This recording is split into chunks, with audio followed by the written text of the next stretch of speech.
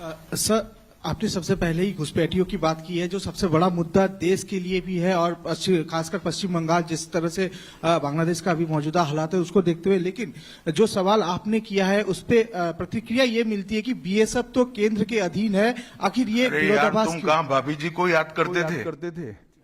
मैंने पहले ही जवाब दे दिया।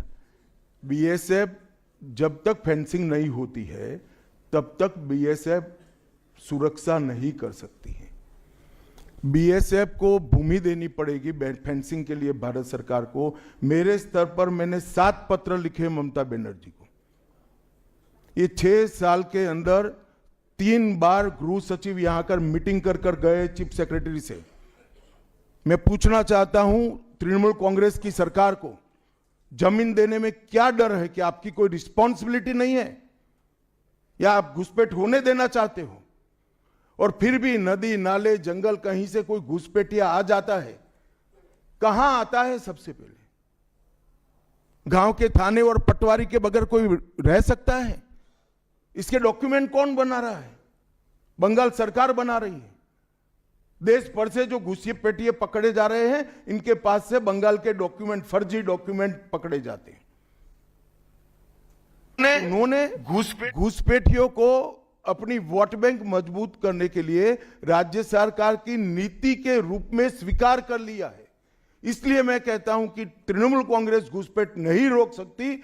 बंगाल की डेमोग्राफी खतरनाक तरीके से बदल रही है और आने वाला समय बहुत चिंताजनक है। दोस्तों नमस्कार। दोस्तों, आज हमारे देश के सामने सबसे बड़ी समस्या कौन सी है? अगर ये सवाल मैं आपसे पूछूं तो आप कहोगे गरीबी, बेरोजगारी, महंगाई, अर्थव्यवस्था, देश पे कर्ज, ऐसी आप बातें कहोगे, क्योंकि डॉलर भी 90 के आसपास गया हुआ है।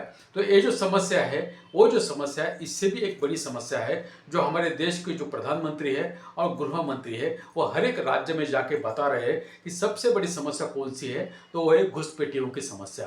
क्योंकि ये घुसपैठिए सिर्फ देश में घुसपैठ नहीं कर रहे, वो हमारी नौकरियां छीन रहे हैं और हमारा रोजगार छीन रहे हैं, और साथ ही में वो यहाँ के नागरिक बन रहे हैं और एक वोट बैंक की पॉलिटिक्स वो कर रहे हैं। और साथ ही में अलग अलग राज्यों में जो डेमोग्राफी है वो भी उनकी वजह से बदल रही है। इसीलिए घुसपैठिए निकालना बहुत इम्पॉर्टेंट है, या सबसे जो अर्जेंट है वो घुसपैठिए निकालनी चाहिए। और उसके लिए पूरे देश में ये जो SIR है उसकी मुहिम शुरू हुई है। और इसी वजह से अभी जो बंगाल है, वो बंगाल में भी जो हमारे देश के जो गृह मंत्री है वो 3 दिन के दौरे पे गए हुए हैं, और वहाँ पे वो दौरा कर रहे हैं और लोगों को बता रहे हैं, और वहाँ पे वो मुद्दा उठा रहे घुसपैठियों का। तो वहाँ पे एक प्रेस कॉन्फ्रेंस उन्होंने की, और उस प्रेस कॉन्फ्रेंस में एक जो पत्रकार था उन्होंने उनसे सवाल पूछा घुसपैठियों के बारे में, और घुसपैठिए जो देश में आते हैं वो कैसे आते हैं। तो उसका उन्होंने जवाब मांगा, गृह मंत्री से सवाल किया कि जो भी घुसपैठिए देश में आते हैं वो बॉर्डर से आते हैं, बॉर्डर क्रॉस करके वो आते हैं, और बॉर्डर क्रॉस करके आने के बाद जब वो किसी राज्य में आते हैं तब जो राज्य की जिम्मेदारी होती है, लेकिन जो बॉर्डर क्रॉस करते हैं तो BSF की जिम्मेदारी होती है। तो वहाँ पे उसके ऊपर जब ये सवाल गृह मंत्री से पूछा गया तो उन्होंने जिस तरह का जवाब दिया वो आपने सुना होगा कि किस तरह से उन्होंने उस पत्रकार को एक तरह से कहा कि जब मैंने जवाब दिया तो तुम क्या भाभी के बारे में सोच रहे थे क्या?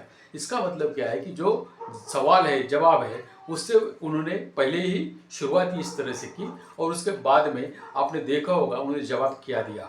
वो बोल रहे हैं कि जो भी BSF है वो कार्रवाई नहीं कर सकता जब तक बंगाल की जो फेंसिंग है वो नहीं हो जाती। मतलब बंगाल में जो बॉर्डर है, जो बांग्लादेश से लगती हुई जो बॉर्डर है, वहाँ पे फेंसिंग नहीं हुई है, उसकी वजह से और ये जो घुसपैठी है वो वहाँ से आ जाते हैं, ऐसा गृह मंत्री का कहना है। और वो वहाँ से वो बंगाल में आ जाते हैं, वहाँ पे अपने डॉक्यूमेंट्स बनाते हैं, वोटर लिस्ट में नाम डालते हैं और बंगाल के नागरिक बन जाते हैं, और पूरे देश में वो लोग उसी तरह से जाते हैं, ऐसा उनका कहना है। और वो कह रहे हैं कि BSF जो है वो बॉर्डर के लिए है, लेकिन अगर कोई जल जंगल जमीन यहाँ से कहीं से घुस जाता है तो फिर उसमें BSF का कोई जवाब नहीं है। मतलब जो बॉर्डर है वो अलग है और नदियाँ या रास्ता या दूसरा वो अलग है, ऐसा उनका कहना है। अभी आप सोचिए किस तरह का ये बातें हैं, लेकिन वहाँ से वो लोग आ रहे हैं और यहाँ पे सिर्फ ऐसा लगता है कि उनकी जो गृह मंत्री का जवाब है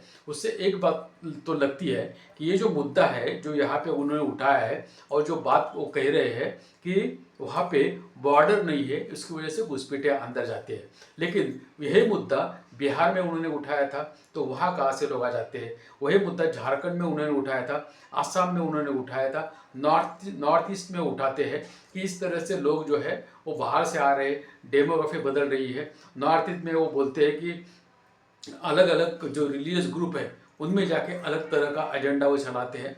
यहाँ पे वो बोल रहे हैं कि जो घुसपैठी है वहाँ पे उनको एक तरह का वोट बैंक बना के जो बंगाल के जो सरकार है वो उन्होंने उनको रखा हुआ है। लेकिन इसके ऊपर जो टीएमसी के नेता है और सांसद है अभिषेक बैनर्जी, उन्होंने इसके ऊपर कहा है कि जो गृह मंत्री है वो इनकॉम्पिटेंट है, मतलब वो योग्य नहीं है, उनकी वजह से ये घुसपैठिए हो रहे हैं। और जो ममता बनर्जी है जो टीएमसी के अध्यक्ष है और बंगाल के मुख्यमंत्री है, उन्होंने भी उसके ऊपर जवाब दिया है। उन्होंने एक भाषण में उन्होंने साफ कह दिया कि जो दिल्ली में बॉम्ब ब्लास्ट हुआ वहाँ के जो घुसपैठिए आए वो कहाँ से आए और जो पहलगाम में जो आतंकवादी हमला हुआ वो कहाँ से आए, इसका भी जवाब गृह मंत्री को देना चाहिए। और ये पहली बात नहीं है, जितने भी पहलगाम का अटैक हो या उससे पहले भी जितने भी अटैक हुए या जितने भी टेररिस्ट एक्टिविटीज़ हमारे देश में हो रही है उसके लिए जिम्मेदार कौन, इसकी जिम्मेदारी भी तो गृह मंत्रालय की बनती है,